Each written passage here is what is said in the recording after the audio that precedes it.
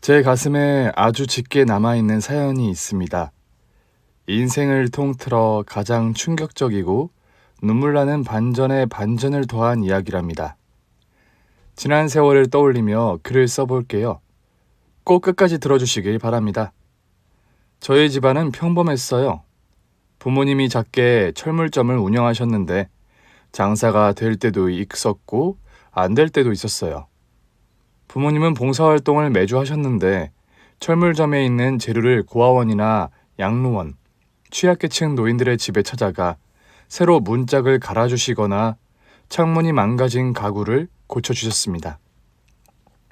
또 아빠가 못하시는 게 없어서 비가 새는 어르신의 집을 찾아가 방수 작업을 해주면서 비 걱정이 안 되게 해주셨죠.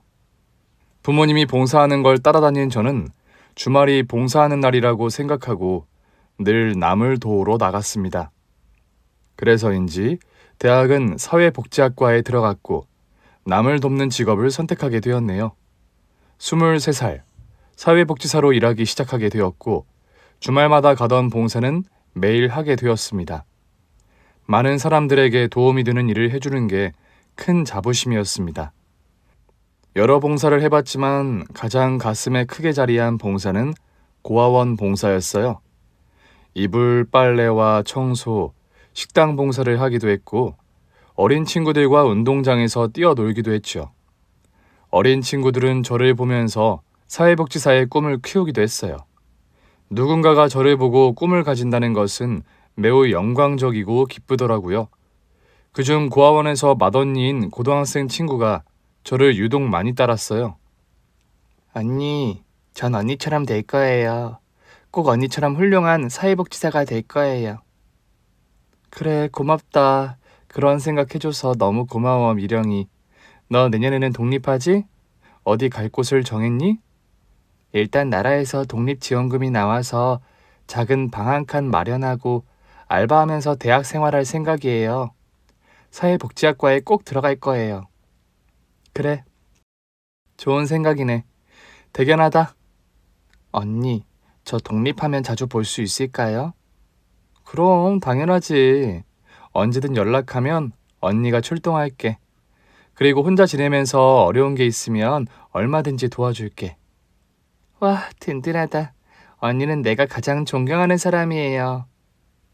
미령아, 너 나한테 너무 후한 소리 하는 거 아니니? 존경받을 만큼 내가 좋은 사람은 아닌 것 같은데. 아무튼 독립해도 계속 언니 동생으로 지내는 거야? 네, 언니. 언니랑 같이 사회복지사로 일할 상상을 하니 심장이 요동치는 것 같아요. 미령이는 제가 초등학교 때부터 봐왔던 동생인데 항상 반듯하고 착하고 동생들을 아끼고 위해줄 줄 아는 천사 같은 소녀였어요. 사실 저보다 훨씬 더 훌륭한 사람이었죠. 서로가 존경하고 있으니 나중에 사회에서 만나면 아주 행복할 것 같았습니다. 그런데 미령이가 독립하자마자 연락이 끊겨버렸어요. 핸드폰 번호를 바꾼 건지 해지한 건지 기존 번호가 없는 번호로 떴어요. 또 미령이가 지내는 원룸에 찾아가 봤더니 다른 사람이 살고 있었습니다. 미령이를 찾을 방법은 오로지 연락이 와야 하는 건데 고아원 원장님도 봉사자들 모두 미령이와 연락이 닿지 않았답니다. 결국 연락이 끊긴 채 몇 년의 세월이 지나며 미령이 연락을 기다리는 걸 포기했습니다. 저는 여전히 취약계층의 사람들을 도우며 지냈고 미령이가 있던 고아원에 봉사하러 온 남자와 눈이 맞게 되었습니다. 겉모습도 멋졌는데 애들에게 대하는 모습을 보니 자상하고 따뜻한 사람으로 보였죠. 저희는 서로에게 끌렸고 연애를 하고 결혼까지 결심하게 되었습니다. 그런데 이 소식을 전하기 전에 부모님이 큰 사고를 당하시고 돌아가셨어요. 건설 현장에 자재 배달을 가셨는데 부실 공사를 했는지 건물 일부가 무너지면서 그곳에 깔려 세상을 떠나게 되셨어요. 갑작스러운 이별에 황망하고 비통해서 정신을 못 차리고 사흘의 시간을 보냈습니다. 정신을 차려보니 납골당에 안치한 부모님의 유골함 앞에 서 있더군요. 이제 결혼해서 잘 사는 모습 보여드리고 아기도 낳아 안겨드리고 싶었는데 이렇게 황망하게 떠나시니 가슴이 아리고 슬펐습니다. 몇 달 힘든 시기를 보냈는데 예비 남편이 옆에서 많은 힘이 되어줬어요. 결혼할 생각이 없어졌었는데 그이가 애써주고 노력하는 모습에 빨리 이 남자를 잡아야겠다고 생각했습니다. 그래서 미뤘던 결혼을 하기로 결정했어요. 시어머니와 시동생이 식구였는데 한 번도 뵌 적이 없었어요. 그래서 예비 시댁에 처음 가서 결혼 승낙을 받기로 했습니다. 시댁은 평범한 집안이었는데 분위기는 그이처럼 따뜻하게 느껴지지 않았답니다. 시어머니는 처음 저를 보고 혀를 차며 말씀하셨어요. 네가 그 얼마 전에 부모 여인애니? 네, 어머님 맞습니다. 직업은 사회복지사? 네, 어머님 맞습니다. 그거 박봉에 힘만 드는 일 아니냐? 집안도 볼 거 없고 가진 것도 미래에도 돈방석 앉을 일이 없는 거네. 네. 저는 돈이 목표가 아니라 저의 도움으로 많은 사람들이 행복해지는 게 가장 큰 목표예요. 뭐라고? 많은 사람들의 행복? 그냥 세계 평화라고 떠들지 그러냐? 엄마, 형수 처음 왔는데 왜 이렇게 꼽을 주고 그래? 형이 마음에 드니까 데려온 거잖아. 그런데 멘트가 재밌긴 하네. 남을 돕고 행복해진다는 거. 죽인다. 우리 형수 죽이네요. 형, 딱 형이랑 어울리는 여자 데리고 왔네. 둘이 봉사활동 다니면 아주 잘 어울리겠어. 엄마, 경환아, 내 아내 될 사람한테 왜 이렇게 신뢰를 하고 그래? 예의를 좀 갖춰줘. 뭐? 예의? 이 자식은 벌써 기집애한테 홀려가지고 애미한테 훈계를 하네. 야, 너는 대학도 후진대 나오고 여자도 후진애를 데려와서 우리한테 축하받을 줄 알았냐? 엄마, 형이 좋다는 여자인데 허락해주는 거 아니었어? 조건이야 뭐 비슷하지 않나? 둘이 수준은 비슷하겠지. 그런데 뭐 가진 게 쥐뿔도 없으니까 좀 그러네 아가씨. 가진 재산은 얼마나 돼? 엄마, 왜 그런 걸 묻고 그래요? 저랑 경환이 차별하는 건 참겠는데 방실이한테는 그러지 마세요. 방실이? 뭐야, 이름이 방실이었어? 이름 웃긴다. 방실. 나 형수 본 적 있는 것 같아. 나 의사 동기들이랑 술집에 갔는데 거기서 아가씨 하나가 이름이 방실이었다고. 형수, 나랑 술 먹은 적 있죠? 낮에는 사회복지사, 밤에는 술집 여자로 변신! 내 말이 맞죠? 나한테 팁 많이 받았던 그년 맞죠? 형이랑 수준이 딱 맞네. 안 그래, 엄마? 맞아. 아주 잘 어울리는 한 쌍이다. 무능하고 못 나빠진 사내 놈이랑 줘도 안 데려갈 기집애랑 아주 찰떡궁합이야. 저놈 사람 고시라는 거 언제쯤 보나 했는데 이번 생은 틀린 것 같구나. 두 모자의 조롱에 무슨 말을 해야 할지 몰라 그냥 가만히 있었습니다. 그러자 예비 남편이 한 번만 더 헛소리하면 가만 안 두겠다고 경고했어요. 경환이 너 혓바닥 또 놀리면 그땐 진짜 돼진다. 엄마, 내가 의사가 못 돼서 실망한 건 알겠는데 나한테 하던 막말을 굳이 내 아내가 될 사람한테 해야겠어요? 막말하지 말아주세요. 이놈의 자식은 열등감만 있어가지고 맨날 무슨 말만 하면 비교하지 말라 실망했느냐라고 짓거리네. 이 멍청한 놈아. 전문대 나와서 공장이나 다니는 주제에 나랑 네 동생을 가르쳐드라? 진짜 지치네요. 그래요. 엄마 둘째 아들이 잘난 거 나도 알아요. 그런데 오늘은 제가 결혼할 여자를 데리고 왔으니 하루만 조용히 넘어가요. 참나, 이놈이 끝까지 버릇없이 나오네. 그럼 방실 아가씨, 모아둔 돈은 좀 있나?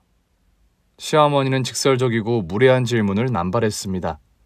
그래도 저는 그이와 결혼이 하고 싶은 입장이니 있는 사실대로 대답했습니다. 네, 1억 정도 모은 것 같아요. 그리고 부모님 보험금 나오면 1억이 더 생길 것 같고요. 와, 이제 보니 알짜배기네. 30대 초반인데 2억이나 있다니 우리 형보다 훨씬 낫네. 방실 형수님, 혹시 그 돈 룸에서 번 거 아니에요? 지금 보니까 얼굴도 반반하니 술집 가면 단골 좀 많을 것 같네. 어떻게 오늘 나랑 술 한잔 하실래요? 팁 팍팍 드릴게. 우리의 의사 아들은 어쩜 이리도 웃기냐. 나 웃다가 배꼽 빠지겠다. 딱 보니까 형수가 가랑이 잘 벌릴 얼굴이야. 내가 술집 많이 다녀봐서 아는데 딱 그런 스타일이네. 우리 형이 제대로 콩깍지가 씌인 게 바로 밤일 자리에서 그런 것 같다고? 저는 도저히 들어줄 수 없어 자리에서 일어났습니다. 그러자 시어머니가 예의 없이 뭐하냐며 농담 하나 받아주지 못하냐고 하시더군요. 그 순간 이성을 잃은 예비 남편이 시동생을 주먹으로 되지게 패줬습니다. 저를 희롱했으니 그만한 벌을 받게 되었죠. 거의 초주검이 된 시동생은 기절했고 이를 본 시어머니가 발광하자 그이가 제 손을 잡고 시댁에서 나와버렸습니다. 미안해. 많이 힘들었지. 오늘부로 이 집안 식구들이랑 연 끊을게. 오늘 들은 거 다 잊어버려. 뭐? 어머님이랑 연을 끊겠다고? 그래. 방금 봤잖아. 저런 게 무슨 엄마야. 동생 놈은 또 어떻고. 내가 그동안 인연을 끝내 만에 여러 번 고민했는데 오늘 하는 꼬라지를 보니 다시 보고 싶지 않아. 방실아, 방금 들었던 막말은 내가 사과할게. 아니야, 다 잊었어. 얼른 가자. 저희는 시댁 식구와 인연을 끊고 둘이 혼인신고만 하고 살림을 차렸습니다. 한두 달 지나 보니 시댁 식구들의 막말을 잊게 되었고 몇 년이 지나면서는 그들의 존재 자체가 생각나지 않았습니다. 남편과 저 사이에는 아이가 생기지 않았어요. 많은 노력을 해봤는데 남편의 정자수가 현저히 적어서 임신하는 게 어려울 거라고 했답니다. 저희 부부 둘 다 아이들을 좋아하니 포기하지 않고 끝까지 노력해보기로 했습니다. 시댁과 인연을 끊은 지 5년 만에 시동생에게 연락이 왔어요. 그이가 차갑게 전화하지 말라고 끊어버리려는데 시동생이 결혼하게 됐다며 초대하고 싶다고 말했답니다. 야 임마, 너랑 엄마랑 우리 연 끊은 거 몰라? 야, 아직도 감정이 쌓인 거야? 아, 그때 날 그렇게 팼으면 됐지. 치사하게 아직도 꽁하게 있냐? 그리고 나도 결혼하기 싫은데 과속해서 하는 거야. 그러니까 와서 내 마누라 평가나 해봐. 내가 너 같은 놈인 줄 알아? 됐으니까 결혼을 하든 말든 너 꼴리는 대로 해라. 그리고 다신 연락하지 마. 그이는 소리를 지르며 전화를 끊어버렸습니다. 여보, 세월도 5년이나 지났고 두 분이 달라졌을 테니 이번 일을 계기로 다시 왕래하면서 지내보자. 나 부모님 잃고 매일 보고 싶어. 당신은 나처럼 후회하지 말고 어머님이랑 도련님한테 잘해드려. 분명히 옛날과 달라졌을 거야. 그 두 사람은 절대 안 변해. 그건 내가 장담해. 그래도 당신이 형인데 동생 결혼식에는 가봐야 하는 거 아니야? 우리야 지난 일이니까 그렇다 치고 져주고 들어가자. 당신이 그렇게 말해주니 내가 나쁜 놈 같네. 그래, 가보자. 좋은 일로 초대하는 거니 별일이나 있겠어. 그래, 예전 일은 잊고 친절하게 대하자. 괜히 싸우지 말고. 그렇게 5년 만에 시동생의 연락을 받고 시댁에 찾아갔습니다. 예비 동서도 와 있었는데 그녀 얼굴을 보고 저는 너무 놀라서 입을 틀어 막았습니다. 미령아. 언니, 방실이 언니. 이게 얼마만이야. 이 나쁜 기집애야. 왜 연락을 끊었어? 저는 예비 동서이자 고아원에서 친하게 지냈던 동생인 미령이를 끌어안았습니다. 언니 미안해요. 내가 독립하자마자 사기를 당해서 모든 게 끊겨버렸어요. 숙식 때는 골프 캐디로 일하면서 살아왔어요. 그러다 골프장에서 지금 남편을 만나게 됐고요. 그랬구나. 그래도 이렇게 만나게 되니 너무 좋다, 미령아. 잘 버텨줘서 고마워.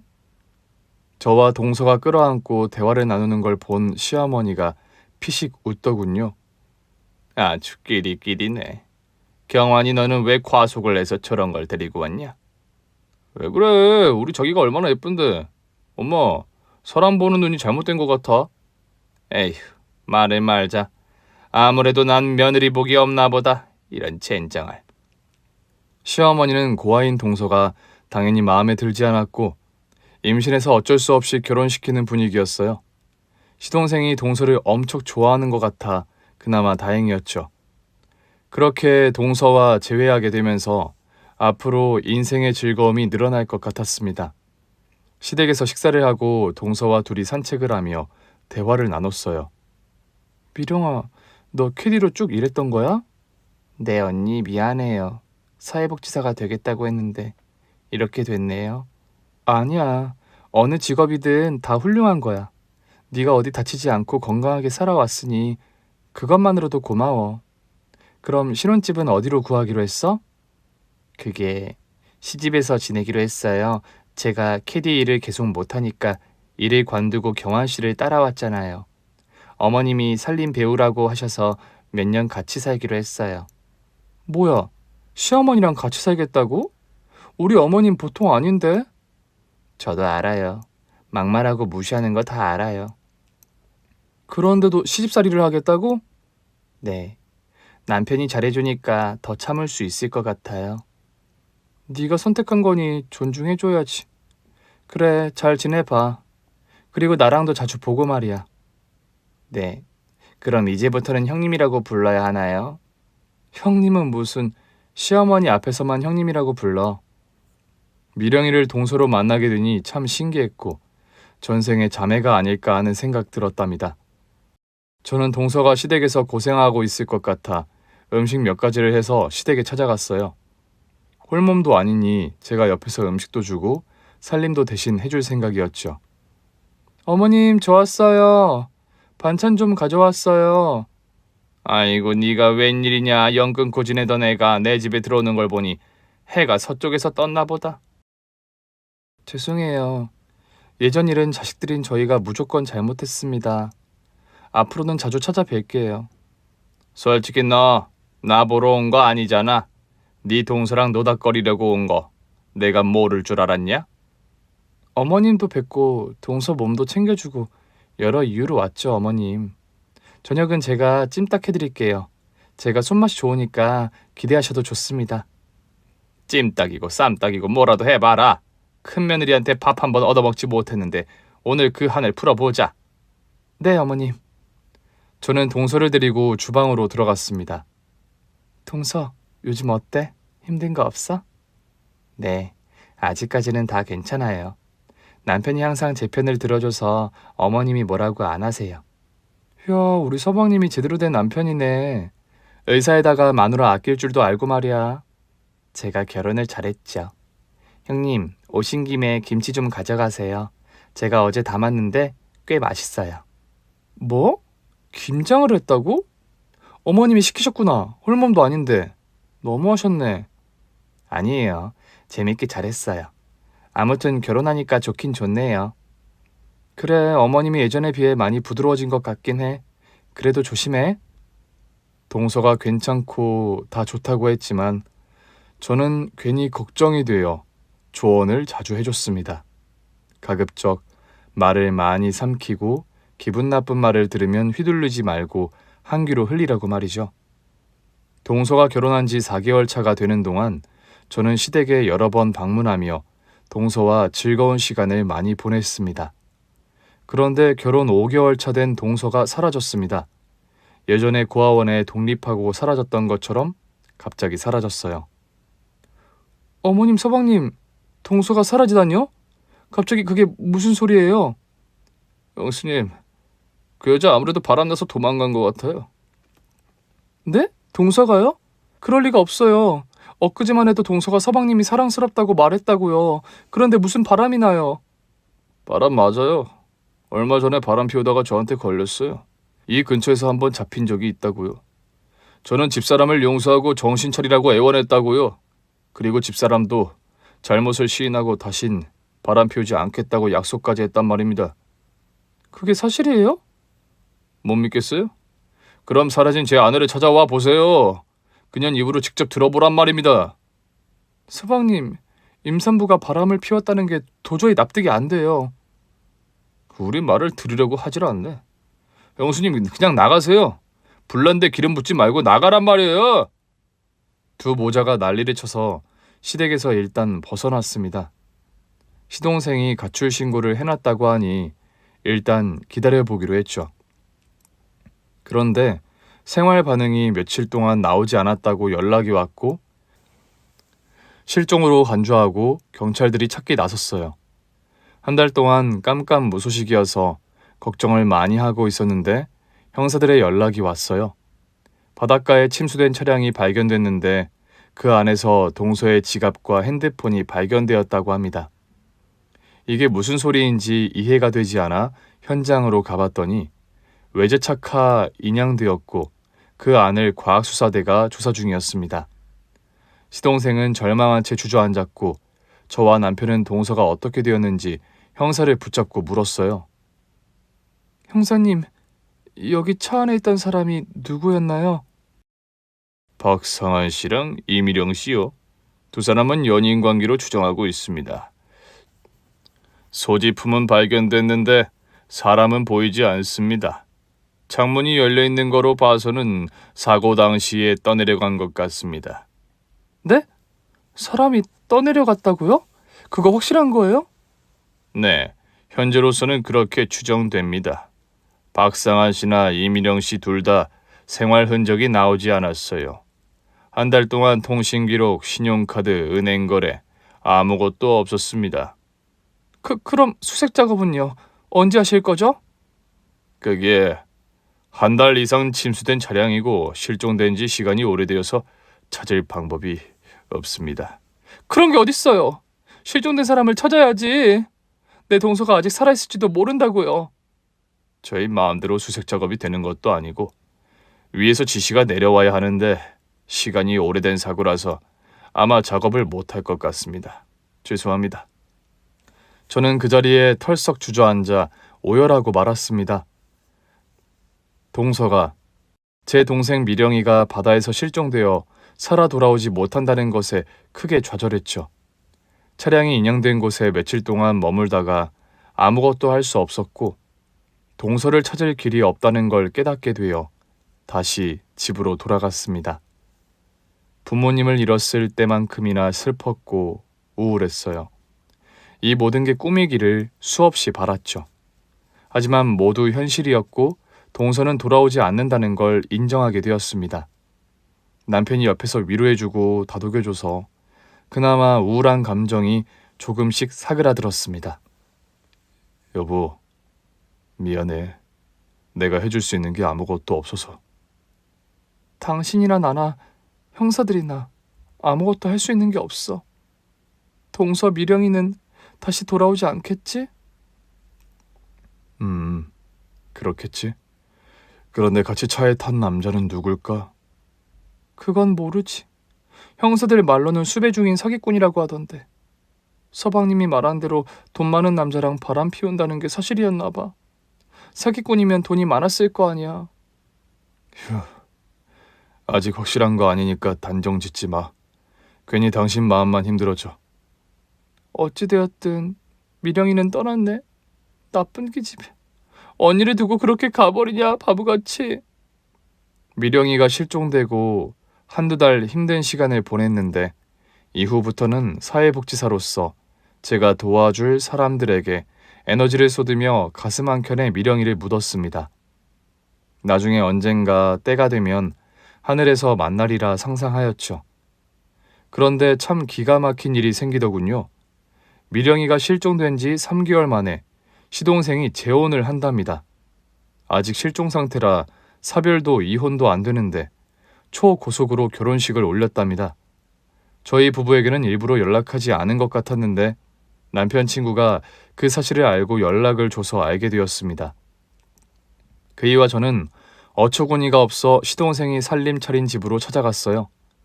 동서와는 시댁에서 살더니 이번 재혼이하고는 아주 멋들어진 아파트에 신혼집을 마련했더군요.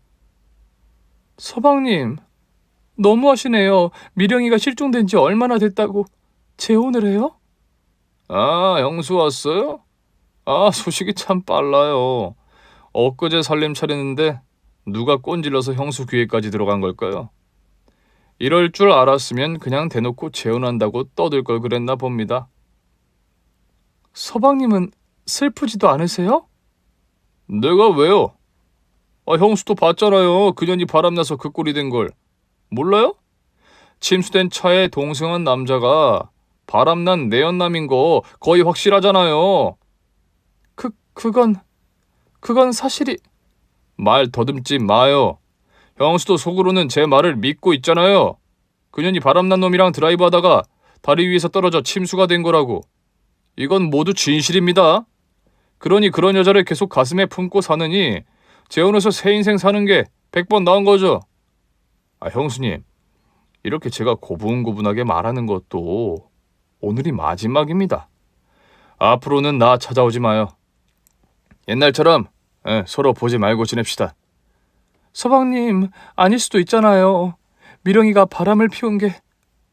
아, 좀 닥치고 꺼지라고. 야, 임마, 너 형수한테 무슨 말버릇이야? 형수, 웃기고 자빠졌네. 너도 내 형이라고 착각하지 마. 등신 같은 것들이 인연 끊고 나가 살다가 가족처럼 지내보려고 연락해서 불렀더니 바람난 년 편을 들어? 니들한테 연락한 내가 등신이다. 둘 다 꺼져. 이 자식이. 여보, 하지마. 그냥 가자. 괜히 시끄럽게 일 만들지 말고 우리 갈 길 가자고. 여길 괜히 온 것 같아. 이제야 주제 파악이 되나 보네. 그럼 멀리 안 나가니 조심히 살펴가시오. 저와 남편은 시동생 집에서 나와 다시 집으로 돌아갔습니다. 그이는 시댁 식구와는 다시 연락하지 말자고 했어요. 어차피 가족에 대한 애정이 남아있지 않았고 같이 왕래하고 지낸다고 한들 시댁에서 저희를 미워하고 괄시할 뿐이니 저희 둘만의 인생을 잘 살자고 조언했어요. 그래서 남편의 말에 동의하고 다시 시댁과 연을 끊고 지내기로 했어요. 한 달 뒤 치아에 문제가 있어 치과를 찾아갔습니다. 개원한 지 얼마 안 된 치과가 눈에 보여 그리로 들어갔죠. 이윽고 병원 안으로 들어갔는데 마스크를 쓴 의사가 제 얼굴을 보며 인상을 찌푸리더군요. 에이씨, 여긴 또 어떻게 알고 온 겁니까? 네? 설마 서방님? 재혼하더니 개원하신 거예요? 그렇수다. 새 마누라가 있는 집 자식이어서 개인 치과를 턱 하고 차려줬네요. 왜 이렇게 날 괴롭히는 겁니까? 괴롭히다뇨. 치아가 아파서 온 거라고요. 됐어요. 다른 치과 갈 테니까 다음 환자 받으세요. 에이, 재수없게. 다신 여기 오지 마세요. 시동생은 재력가의 딸과 재혼해서 개인 병원까지 차려서 잘 먹고 잘 살더군요. 어쩌면 제가 이기적일 수 있게 보이겠네요. 동서가 외도를 하다가 사고를 당한 건 기정사실이었으니 시동생은 아무런 잘못이 없었는데 괜히 불쏘시개로 들쑤시는 꼴로 보였을 수도 있겠네요. 미령이가 실종된 지 1년이 지나고 저에게 아기가 생겼습니다. 정자수가 부족해서 임신이 어려울 거라고 했는데 기적처럼 아이가 생긴 거죠. 부모님을 여의고 동생 같은 미령이를 잃고 새로 찾아온 인연이자 소중한 존재였죠. 뱃속에 아기가 자라고 있다는 말을 듣고 얼마나 기뻤는지 몰라요. 세상 모든 것이 보이지도 들리지 않고 오롯이 아기의 심장 소리만 들리는 것 같았습니다. 호들갑 떨듯 매일 기쁜 하루를 보냈답니다. 10달 뒤 예쁜 공주님이 태어났고 저와 남편의 인생은 행복 말고는 다른 감정이 없었어요. 얼마나 예쁘고 사랑스럽던지 저를 떠난 사람들이 한순간도 떠오르지 않았답니다. 하늘에서 부모님과 미령이가 보내준 선물이라는 생각은 잠시 하긴 했네요. 그렇게 딸 애를 낳고 새 식구가 더할 나위 없이 행복하고 찬란한 나날을 보내며 잘 살았습니다. 세월은 빠르게 흘러갔고 딸애가 초등학교에 입학했어요. 뱃속에 있던 아기가 이렇게 잘 자라서 학교까지 들어간 걸 보니 정말 신기반기했습니다. 그리고 얼마 뒤에 문득 부모님이 생각나서 남편과 납골당에 갔어요. 부모님의 유골함을 쓰다듬고 사진을 보면서 많이 그리워하고 슬퍼했어요. 그리고 제 딸이 잘 자라고 있고 누구보다 행복하게 잘 살고 있다고 말씀드리고 나왔습니다. 그런데 남편이 이왕 나온 김에 다른 곳도 가보자고 하더군요. 여보, 재수 씨한테도 가볼까? 그때 사고 난 장소에 말이야. 어디? 바닷가에? 재수 씨한테 잘 지내라고 우리 식구 무탈하게 해달라고 부탁하러 가자.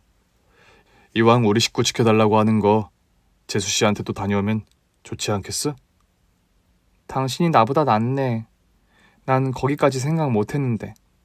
좋아, 가보자. 그래서 납골당을 나와 미령이가 빠진 바닷가에 술 한 병과 꽃다발 작은 걸 사서 들고 갔어요. 그런데 동서를 찾은 건 저희뿐만 아니었습니다. 서방님 맞죠? 교환이냐? 너 여기 웬일이야? 뭐야 두 사람? 뭐긴요, 동서 보러 왔죠. 그러는 서방님은 여긴 웬일이래요? 새 마누라랑 잘 살고 있는 거 아니었어요? 개인 치과도 내주는 재력 있는 집에 사위로 잘 살고 있던 거 아니냐고요. 아, 저 이혼했어요. 같이 산 지 얼마 안 돼서 헤어졌습니다. 그래서 병원도 반납하고 맨몸으로 나왔죠.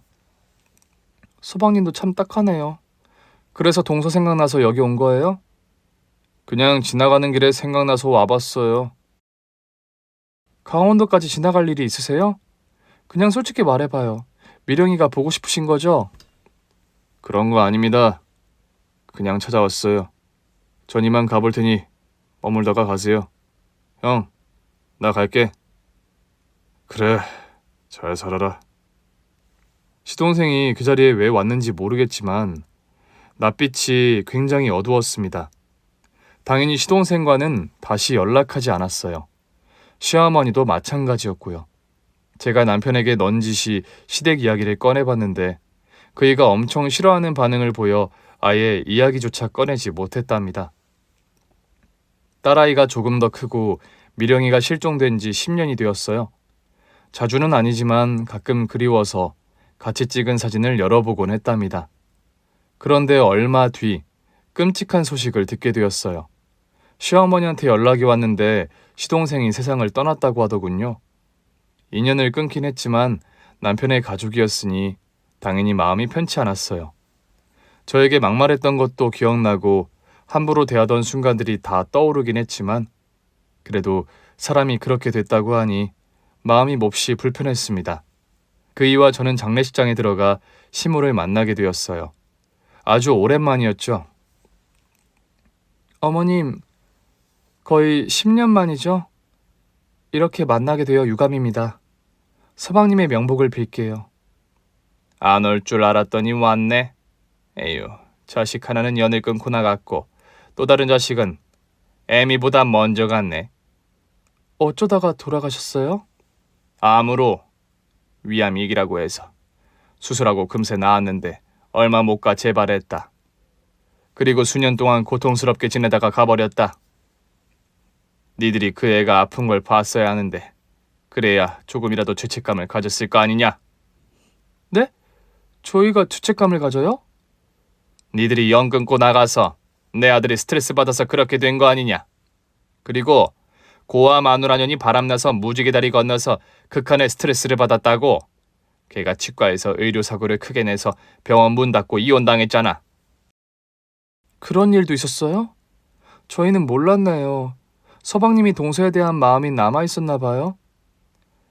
걔가 겉으로는 쌀쌀 맞아 보여도 속은 아주 순딩이가 따로 없다고. 니들이 그걸 알 리가 있나? 욕 몇 마디 했다고 연이나 끊는 주제에. 어머님이 서방님하고 제 남편을 비교하고 심하게 무시하셨잖아요. 자존심이 많이 밟혀서 이이가 얼마나 고통스러워한 줄 알아요? 치밀할 별 그지 같은 소리하고 자빠졌네. 멍청하고 무능한 놈이랑 똑똑하고 잘난 둘째랑 똑같이 대하리? 무시당할 만하니까 당한 거야 이 열빠진 것들아. 시어머니가 또 막말을 하자 그이가 발끈했습니다. 여전하시네요. 한결같으신 걸 보니 아직 건강하신 거로 생각하면 되겠죠? 이런 개 같은 자식을 봤나? 그게 애미한테 할 소리냐? 넌 그냥 태어나지 말았어야 해. 이제와 말하지만 널 낳고 미역국을 처먹은 내가 도른년이다. 네 동생 절반만 닮았으면 뭐라도 됐을 텐데. 대가리도 딸리고 싹수도 누렇고 도대체 정이 가지가 않는다. 야, 내가 니들한테 괜히 연락한 것 같다. 너희 그냥 나가라. 저희도 억지로 온 거예요. 그런데 괜히 온 것 같은 생각이 드네요. 여보, 우리 그냥 나가자. 여보, 그래도 서방님 장례식인데. 그 순간 장례식장 문이 열리며 검은 원피스를 입고 선글라스를 쓴 여자가 들어왔어요. 어디서 본 것 같은 여자였죠. 이윽고 선글라스를 벗은 여자가 저에게 반갑게 인사하더군요. 형님, 아니 언니, 방실 언니 오랜만이에요. 뭐야, 미령이, 너 살아있었어? 재수씨, 이게 어떻게 된 일입니까? 내가 지금 귀신을 보고 있는 건가? 저녀는 진작 저승에 갔는데 여긴 왜 나타난 거야? 저희 세 사람 모두 동서의 등장에 너무 놀랐습니다. 반가운 마음이 아닌 소름이 끼쳤죠. 실제 인물인지 헛것인지 헷갈리기도 했답니다. 다들 오랜만이에요. 특히 방실 언니, 그동안 내가 잘못된 줄 알고 있었지? 언니한테는 진심으로 미안해. 하지만 나로서는 어쩔 수 없었어. 그게 무슨 말이야? 알아듣게 좀 말해봐. 너한테 무슨 일이 있었니? 그러자 미령이가 숨겨왔던 진실을 입에서 꺼내더군요. 10년 전 내가 임신 4개월쯤 되었을 때인가? 저기 영정사진 속에 있는 남편 놈이 부잣집 딸이랑 바람이 났어요. 그걸 알고 저는 순순히 이혼할 생각이었어요. 뭐? 그럼 그 치과 차려준 부잣집 딸이 바람난 여자라는 거야? 빙고. 그 여자랑 바람나서 저를 버리려고 했는데 아무래도 제가 임산부다 보니 확실하게 정리하고 싶었나 봐요. 여기 있는 늙은 시엠이랑 둘이 저를 해치려고 혈안이 되었죠. 처음에는 아무것도 몰랐어요. 합의 이혼하기를 기다리는데 자꾸 저한테 몸에 좋다고 뭘 먹이더라고요. 처음엔 혈변을 봤어요. 피똥을 쌌다는 거죠. 음식에 뭘 탔는지 모르겠지만 두 사람이 나와 내 아기를 해치려고 한다는 걸 알았죠. 그래서 도망치려다가 붙잡혀서 저를 어디론가 끌고 갔어요. 바닷가였는데 거기에 저를 빠뜨리려고 했죠. 제가 바람 피우다가 혼자 죄책감으로 무지개 다리를 건너는 거로 각본을 짜놨대요. 상간남도 어디서 돈을 주고 구했나 봐요. 아무튼 저는 발악하면서 겨우 빠져나왔고 도망쳤어요. 그 말이 진짜야? 시어머니랑 서방님 둘이 동서를 해치려고 했다고? 네, 맞아요. 부잣집 딸이랑 무사히 결혼시키려고 저랑 아기를 사라지게 할 생각이었나 봐요. 여하튼 저는 도망쳤고 다른 수를 떠올렸어요. 그래서 생각난 게 무엇이든 일을 해결해주는 심부름센터를 찾아갔어요. 제가 사고사로 세상 떠난 사람으로 만들어달라고 했죠. 아니, 실종사로 남게 부탁했어요. 그래서 심부름센터 직원이 노숙하고 있던 수배 중인 사기꾼의 지갑을 돈을 주고 샀어요. 신분증만 있으면 되니까 그걸 차 안에 넣었죠. 물론 내 신분이 밝혀지도록 제 지갑도 차에 넣었고요. 그리고 전문가의 운전 솜씨로 추락 사고를 꾸민 겁니다. 야밤에 사고 흔적이 안 나게 완벽하게 꾸몄죠. 그리고 정확히 한 달 만에 차가 인양되었고 제가 남자와 함께 실종된 거로 사건이 종결됐죠. 동서, 그게 다 사실이야? 그럼 자네 신분증만 넣고 속이면 되잖아. 아니요. 두 사람이 제가 세상에 존재하지 않는다고 믿음을 줘야 했어요. 남편 놈과 시모가 의심하면 안 되니까요. 난 그때 두 사람이 정말 무서웠거든요. 그게 사실이라면 날 찾아왔어야지. 그리고 신고를 하면 됐잖아. 아니요. 전 그 일을 당하고 이 세상을 다 버리고 어디 조용한 곳으로 떠날 생각이었어요. 그리고 언니까지 위험에 빠뜨리고 싶지 않았어요. 똥물이 언니한테까지 튈까봐 저 혼자 해결하려고 했어요. 언니는 나에게 영웅이자 친언니나 다름없으니까요. 아무튼 난 새로운 신분을 사서 숨어서 지냈어요. 그러다 저는 돈도 제법 벌었고 새 남자와 재혼까지 했어요. 그리고 제 인생에 복수할 시기가 온 것 같아 점쟁이를 찾아갔더니 나한테 일어난 일을 다 꿰맞추더라고요. 그래서 시모자를 어떻게 복수해 줄 수 있냐고 물었더니 살을 날려보자고 하더라고요. 살을 날려? 그 저주 같은 거? 네, 맞아요. 점쟁이가 하라는 대로 산에 올라가 쌀을 뿌리기도 했고 밤마다 물을 떠놓고 절을 올렸어요. 그리고 점쟁이한테 큰돈 주고 살 날리기를 했어요. 그런데 참 신기하게도 제 남편 놈이 암에 걸리더군요. 그것도 일주일 만에 말이죠. 뭐야? 그럼 내 아들이 저렇게 된 게 니년이 살을 날려서 그렇게 된 거라고? 어머님 거기 계셨구나. 한참 입을 다물고 있길래 있는지 몰랐네요. 맞아요. 살 날리는데 돈 좀 들였어요. 그런데 점쟁이가 용해서 그런지 진짜 고통스럽게 서서히 죽어갔죠. 제 복수가 10년 만에 완성되는 순간이었죠. 그리고 여기 짠 하고 나타난 겁니다. 어머님, 한솔인 여자가 얼마나 무서운지 이제 알겠어요? 그러게 그때 왜 저를 해치려고 했어요? 아니, 해치셨죠. 제 뱃속에 아이를 그때 유산했으니까. 뭐? 그럼 그때 아이를 잃은 거야? 끌려갔을 때? 네. 그때 뱃속에 아이를 잃고 정신이 온전치 못해서 오랫동안 힘들어했어요. 사실 아이를 잃어서 세상과 단절하려고 했어요. 제 인생은 늘 어둠뿐이었잖아요. 언니도 아시죠? 그래. 고아원에서 부모 없이 자랐고 독립하고 사기당해서 고생을 많이 했지. 그리고 서방님을 만났고 그런 짓을 당했지. 형님, 그런데 저 이제 다 끝났어요. 이제 복수는 다 끝났으니 제 이름으로 살 거예요. 남편 놈 보험금을 제가 타려고 나타난 거예요. 뭐야 이년아? 네가 내 아들 보험금을 가로채 가겠다고? 그것뿐만 아니라 남편 재산이랑 싹 다 빼앗아 올 겁니다. 어머님 집 명의 그이 것으로 되어 있던데요? 아무래도 그거 제가 다 가져가야 할 것 같아요. 웃기고 있네. 옛날 일은 증거가 없어. 네가 과거 일로 겁을 주려는 모양인데 증거가 없다고. 네가 하는 말은 다 지어낸 말이라고 믿을걸? 네, 알아요. 저도 그 정도는 알고 있어요. 그런데 어머님, 얼마 전에 건강검진 받으셨죠? 결과 아직 못 받으셨나? 너, 그건 또 무슨 소리야? 내가 건강검진 받은 건 어떻게 알았고 무슨 말이 하고 싶은 거야? 어머님한테 곧 조직검사 하자고 연락이 갈 거예요. 아마 신장에 문제가 있을 겁니다. 암이에요. 무슨 개소리야? 네가 의사도 아니면서 그걸 어떻게 알아? 다 알아봤어요.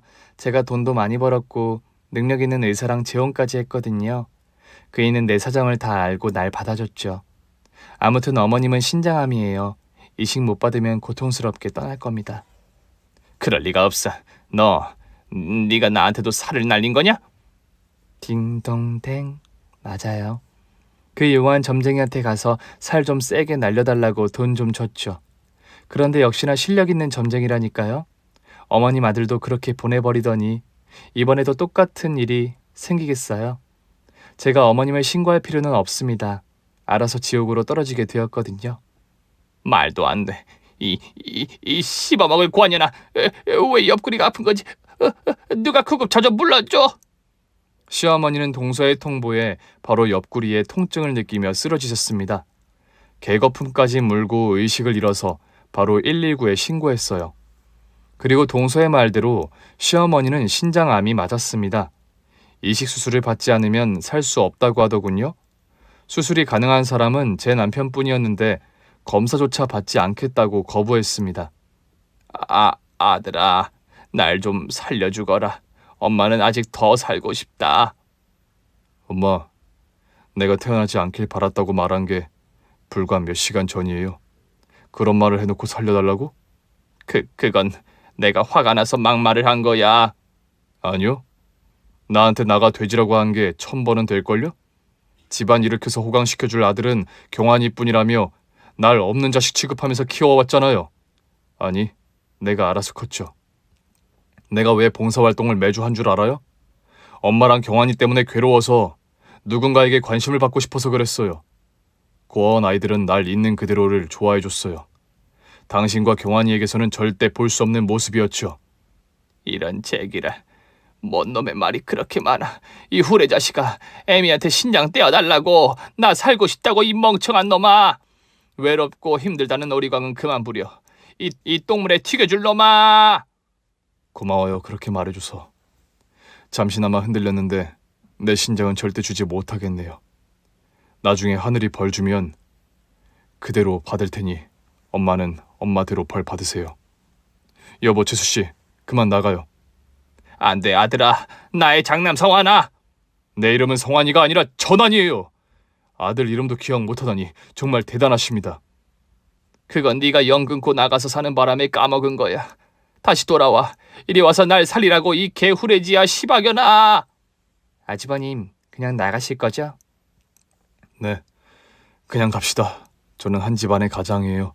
제 몸을 귀하게 여겨야죠. 여보, 지수씨, 나가서 외식이나 합시다. 그이의 결정에 저는 아무 말도 하지 못했습니다. 남편이 힘들고 괴로웠던 시기를 다 알지 못하니까요. 한편 미령이는 원래 신분을 되찾고 새 남편과 혼인신고를 했답니다. 서방님과 사별하고 전 재산을 상속받아 보상도 받았죠. 언니, 나랑 남편은 제주도에 있어. 언제든 제주도에 오면 연락해줘요. 기집애, 거기 숨어 살았구나? 그래, 자주 놀러 갈게. 아, 나한테 딸이 있는 건 아니? 언니, 심부름센터 직원한테 언니가 어떻게 사는지 종종 연락이랑 사진 받았어요. 언니가 어떻게 살아왔는지 설명하지 않아도 다 알아요. 무서운 기집애. 그래, 고맙다. 그런데 제주도에서 네 남편은 의사로 일하면 넌 뭐 하면서 지내? 나 사회복지사 됐어요. 다른 신분으로 활동해서 지금은 못할 것 같은데 다시 방법을 찾아서 언니처럼 살아야죠. 그래, 자랑스럽다. 잘했어. 아주 잘했어. 그리고 무사해줘서 고맙고. 그럼 저희 가볼게요. 아주버님, 아니지, 이제부터는 형부라고 부를게요. 형부, 우리 언니랑 잘 사세요. 그래요, 처제. 제주도 가면 연락하겠습니다.